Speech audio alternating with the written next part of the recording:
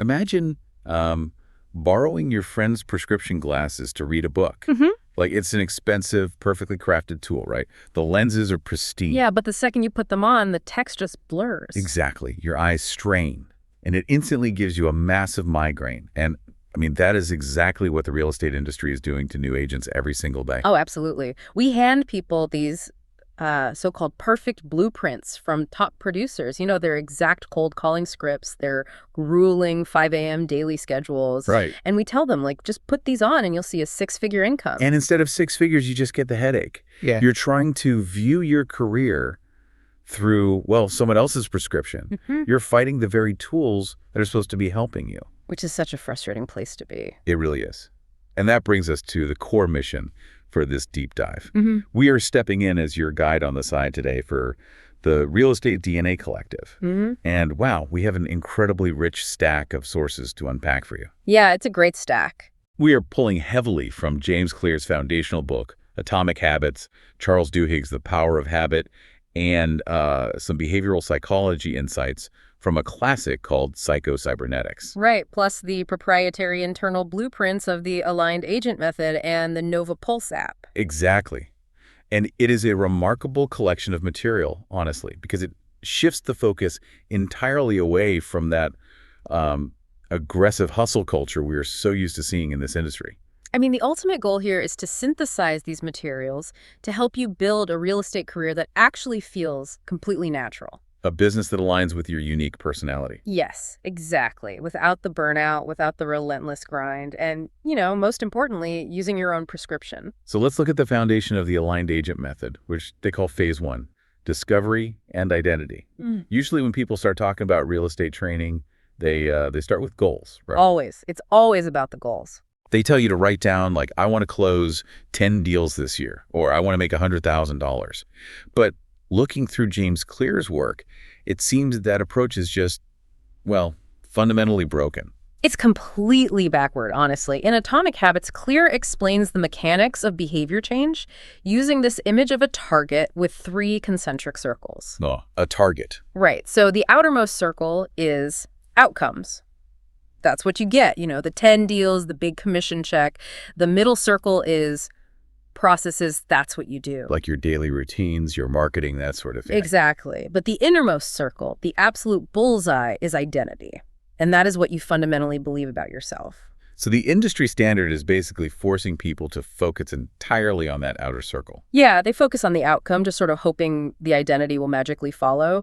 But the psychological reality is that true behavior change is actually identity change. Wow, okay. If your underlying identity doesn't align with your conscious goals, your behaviors will never stick. I mean, the objective isn't to simply force yourself to do lead generation for a week. Right, because you'll just quit by Friday. Exactly. The objective is to become the type of person who is a consistent prospector. I see a major connection here to the concepts in Psycho-Cybernetics. The book talks about the brain functioning as this goal-seeking servo mechanism. Yes, the heat-seeking missile analogy. Right. So how does that tie into this idea of identity over outcomes? Well, Psycho-Cybernetics reveals the why behind our self-sabotage. Your nervous system operates a lot like that heat-seeking missile, but it doesn't target the conscious goals you just, write on a vision board. So it ignores the 10 deals a year post-it note on my mirror. Oh, completely. It targets whatever your deepest self-image is.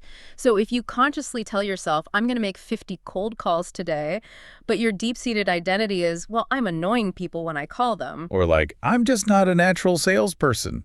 Exactly. If that's your identity, your brain will step in. It will actively sabotage your conscious goal to keep your actions aligned with your true identity. You will suddenly find a dozen urgent reasons not to pick up the phone. Oh man, this makes the Know the Pulse app's core feature, the sales animal identity audit, make a whole lot more sense. It really does. It's based on DIC profiles, but it translates them into these 4 archetypes, right? The eagle, the dolphin, the elephant, and the owl. So break down how this framework actually functions for an agent. Sure. So the audit is designed to prevent that exact self-sabotage we just talked about. It aligns your daily habits with your natural wiring. Let's look at the 4 profiles. Okay. The eagle is your high dominance, direct, hyper-competitive agent. Then you have the dolphin, who is highly relational, empathetic, and really thrives on community and socialized. They have like very different approaches to the business. Night and day. Then the elephant is steady, reliable, fiercely loyal. They prefer deep, long-term relationships over quick networking. And finally, the owl. The analytical ones, right? Exactly. Detail-oriented, process-driven. They want the data and the spreadsheets to be absolutely flawless. So if we look at the standard industry training, Mm-hmm. it feels like it's almost exclusively designed for eagles. Oh, it absolutely is. I mean, the standard advice is to aggressively cold call expired listings for 3 hours a day and just door knock strangers. Which is terrifying for most people. Right. Now, if you are a natural eagle, that prescription works perfectly. But what happens when a dolphin puts on those glasses? They're going to be absolutely miserable. Completely. A dolphin shouldn't force themselves into the adversarial cold calling routines of an eagle. They need a prospecting habit that leverages their natural strength. Like what? What would a dolphin do instead? Like hosting community client appreciation events or, deeply networking within local charities. When your daily processes match your internal identity, the friction just simply vanishes. Wait, hold on, though. If I'm listening to this and I literally just got my license yesterday, I don't have an identity as a consistent prospector. That's a very fair point. All right. I haven't sold a single house, and I'm terrified of the phone. Doesn't adopting the identity of a top producer just feel like playing dress up? Like it feels completely disingenuous to tell myself I am something I have zero evidence for. That is probably the most common hurdle for new agents. And it's a completely valid fear. Hmm? But James Clear provides a really fascinating mechanism for overcoming this. Okay, what is it? It isn't about faking it. It's about what he calls casting votes. You don't just wake up one morning and proclaim this entirely new identity. So no positive affirmations in the mirror. Not exactly. Instead, every single time you sit down to do a high-value activity, you are casting a vote for your new identity. Oh, I like that. You're basically building an internal ballot box. Think of it exactly like a political election. You don't need a unanimous vote to win an election, right? You just need a majority. Right. You don't have to be this flawless agent who never gets distracted. But every time you make one call, every time you send one handwritten note, you cast a vote that says, I am a consistent prospector. So the small, undeniable wins build the actual evidence. Yes, and as that evidence accumulates, your self-image shifts organically. You aren't playing dress-up. You are actually proving it to your own subconscious, one tiny action at a time. Okay, but if the solution is as straightforward as casting small daily votes, why do so many incredibly smart, capable agents still fail to cast them? That's the big question, isn't it? Right. Like, they know what to do, but they sit at their desk and do literally everything but prospect. Well, it's because they get seduced by the illusion of progress. In Atomic Habits, Claire makes a really vital distinction between motion and action. Motion versus action, okay. Motion is researching, brainstorming, planning, organizing. Action is the specific, often uncomfortable behavior that actually delivers a tangible result. Oh, this is what the aligned agent method calls the Admin Hideout, isn't it? I've seen this happen so many times. Yes, the Admin Hideout. Motion is the agent who spends like $500 in 3 full weeks meticulously designing the absolute perfect gold foil, heavy cardstock business card. Oh, totally. But action is actually handing that card to a stranger at the grocery store. That is the perfect illustration. I mean, motion feels incredibly productive. You're busy all day. You feel exhausted when you go home. But you haven't made a dime. No, you haven't moved the needle on your business at all. You are essentially sitting in a parked car, aggressively revving the engine. It's loud, it burns gas, but you aren't moving an inch. So why does the brain prefer the parked car? Why do we love the Admin Hideout? Because motion is a psychological safe harbor. When you are tweaking a font on a Canva flyer or color coding your CRM tags, you cannot be rejected. Nobody's yelling at you over a spreadsheet. Exactly. No one can say no to you while you are organizing. Motion delays the risk of failure. Actually, picking up the phone and asking for the business carries the very real biological risk of social rejection. So the brain just retreats to the Admin Hideout where it's safe from pain. Precisely. Okay, so how does an agent actually break out of that? If the brain is biologically wired to avoid the pain of rejection, how do you put the car in drive? You have to bypass the amygdala. The fear center of the brain. Right. You bypass it by scaling the daunting task down to the point where it's almost comical. Clear calls this the 2-minute rule. This psychology here is to make your habits incredibly easy to start. So rather than staring at a list and telling yourself, I need to call 50 past clients right now, because I mean, that immediately sends you running back to Canva. Exactly. Call 50 leads gets scaled down to open my CRM.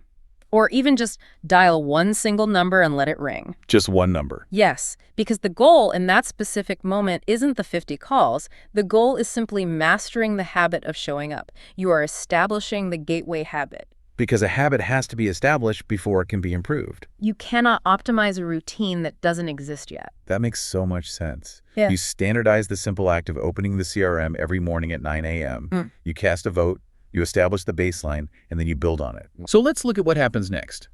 Because once you are out of the admin hideout, relying on daily willpower to keep making those calls still sounds pretty exhausting. It is exhausting, and it doesn't last. Which brings us to phase 2 of the aligned agent method, execution and habits. They introduced this framework called the 40-30-20-10 rule. A very crucial framework. Let me just quickly detail the breakdown for everyone. It says 40% of an agent's time goes to relationship nurturing, 30% to core business, which is servicing active deals, 20% to prospecting for new business, and 10% to honing skills. Right. Why these specific ratios? Like, what happens if an agent just decides to ignore this breakdown? If an agent ignores those ratios, and to be honest, most of them, do they end up riding the real estate roller coaster? The feast or famine cycle. Exactly. Usually, an agent gets a few clients and they pour like 90% of their time into that core business bucket of servicing those active deals. Right, because the clients are demanding their attention. Yes, and they completely abandon the 20% prospecting bucket because they feel too busy. Then, those 3 deals close, they get a great paycheck, but they wake up the next morning with 0 clients in the pipeline. They have to start completely from scratch. Which is terrifying. The 40-30-20-10 rule is specifically designed to force a consistent influx of new relationships and leads, even when you are swamped with active escrows. It prevents that cycle entirely. But balancing those buckets, that requires immense discipline. And the sources bring up a psychological concept from Kurt Lewin, suggesting that discipline and self-control are basically myths. They really are. Lewin wrote a foundational equation. Behavior is a function of the person and their environment. Okay, so environment is key. We desperately want to believe we are the masters of our own motivation, right? But the truth is, our physical environment shapes our behavior far more than our internal willpower ever does. Because willpower runs out. Exactly. It's a biological resource that depletes throughout the day. People who appear to have this, extraordinary self-control don't actually have more willpower. They have simply designed their environments so they spend less time in tempting situations. This reminds me, there's an incredibly strange note in the sources here about the Tokyo railway system. Oh, the point-and-call system. Yes. Okay. What does Japanese public transit have to do with real estate environment design? It's a really fascinating example of the first law of behavior change. Make it obvious. The train conductors in Tokyo use this system.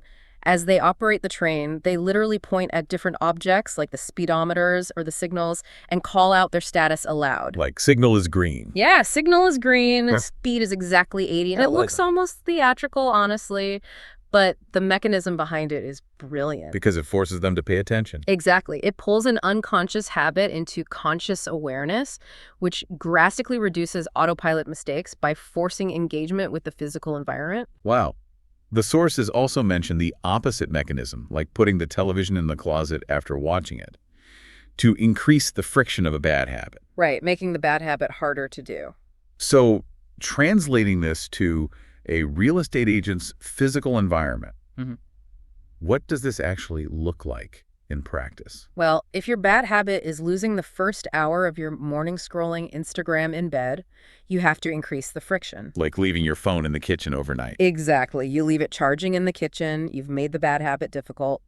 Conversely, if your goal is to make morning calls, you make the good habit obvious. Make it obvious. You leave your printed call list sitting physically on top of your laptop keyboard the night before. You literally cannot open your computer to check your email without physically moving your prospecting list. Oh, that's smart. You've designed an environment where doing the right thing is actually the path of least resistance. It acts as an invisible hand guiding your day. But how does this translate to a digital space? Because the NovaPulse Agent app takes this physical environment design and gamifies it through a daily goal achievement point system. Right, and this relies heavily on Charles Duhigg's research on the cue routine reward loop. It's specifically about hacking the dopamine centers of the brain. Because in traditional real estate, the only real reward is the closed deal, right? And that reward takes months. And the rejection in the meantime is constant. If your sole metric for a good day is, did I get a signed contract? You are going to feel like an utter failure 90% of the time. And the brain just stops producing dopamine because the reward is too sparse. Exactly. So the app changes the finish line. Instead of needing a client, it gives you a 360-point weekly target. So the points replace the contract as the goal. Yes. Booking a listing appointment is 50 points. Having a meaningful real estate conversation at the coffee shop is 5 points. Even just leaving a voicemail is 1 point. So it completely detaches your emotional state from the outcome. Exactly. The reward is no longer the signed contract. The immediate reward is hitting your points. It provides instant positive reinforcement for executing the process. You're gamifying the grind. Which keeps the dopamine flowing and keeps you immune to the emotional weight of a client saying no. But those points aren't just random gamification numbers, are they? There is a very specific formula mentioned in the sources called the success buffer. Yes, the success buffer is crucial. It calculates your required points as deals times 25 times 1.20. Walk me through the logic of this math. Why specifically multiply by 25? So the 25 comes from aggregating historical industry data. Across thousands of agents, the math reveals that it takes, on average, 25 solid, meaningful real estate conversations or interactions to eventually generate one closed deal. Okay, so if your goal is 10 deals for the year, your baseline requirement is 250 point-worthy interactions. Correct. But then you have the crucial modifier, multiplying by 1.20. What does the 1.20 do? That is the buffer. You are adding a 20% safety margin to your point targets. Because, let's face it, reality is messy. Clients change their minds, financing falls through, you get the flu for a week. Life happens. Exactly. By mathematically baking a 20% failure buffer into your daily point targets, you guarantee that you hit your income goals without living in a constant state of anxiety. You have pre-forgiven yourself for life happening. That takes so much pressure off. So if the physical environment is doing the heavy lifting and the app is keeping your mindset protected with buffers and gamification, what happens when an agent's business actually starts to catch fire and grow? That's the real test of the system. Because a system that works when you have 5 active clients might completely shatter when you have 25. It almost always shatters. And this is where we enter phase 3 of the method, scaling and authority. Because the greatest threat to a successful agent isn't failure. It's burnout. Yes, it's the burnout that comes from unmanageable success. And this requires confronting a major fallacy about goal setting. Well, James Clear states it perfectly. You do not rise to the level of your goals. You fall to the level of your systems. The crash diet analogy from the book really brings that home. It really does. Think about someone who uses sheer willpower to eat nothing but celery to lose 20 pounds for a wedding. Sounds miserable. It is, but they hit the goal. The goal was achieved. But what happens the week after the wedding? They gain it all back, plus more. Why? Because they didn't change their system. Goals provide a momentary, localized change. Systems keep you playing the game indefinitely. So to scale a real estate business without burning out, the sources point to success alignment and habit stacking. Right. Now, habit stacking makes sense. Neurologically, you tether a new habit to an existing one. Like saying, after I pour my first cup of coffee, I will immediately write 2 thank you notes. You are piggybacking on a routine your brain already does automatically. Exactly. But what does success alignment actually look like in practice? Success alignment brings us full circle back to the sales animals we talked about earlier. Scaling sustainably means you must actively modify your role to fit your strengths. Okay, so going back to the DNA. Yes. You weave what the sources call red threads. These are activities you genuinely love and are naturally gifted at into your daily systems.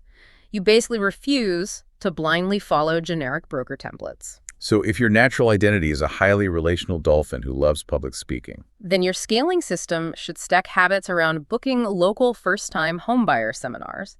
You shouldn't be scaling a system that forces you to buy internet leads and cold call them, because that will inevitably lead to burnout. I understand the efficiency of this. I really do.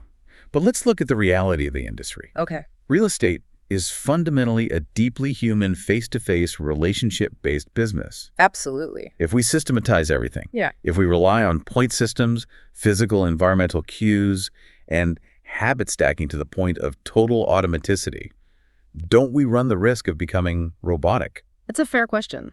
If I'm operating on autopilot, Aren't I losing the genuine human connection with my clients? It's a highly intuitive concern, but the cognitive research points to the exact opposite conclusion. Automating the process absolutely does not mean automating the relationship. How so? Well, consider the cognitive load on an agent who operates with zero systems. When they are on the phone with a client, half of their brain is frantic. Because they're disorganized. Right. They are internally panicking, thinking, where did I put the file? Do I remember to log that last call? What am I supposed to say next? Who do I have to call after this? Their brain is completely taxed just managing the raw logistics of the job. They're distracted before the client even finishes their sentence. Exactly. But when you automate the logistics, when your physical environment tells you exactly who to call, and your habit stack naturally guides your workflow without you having to make a decision. You free up mental bandwidth. Massive amounts of mental RAM.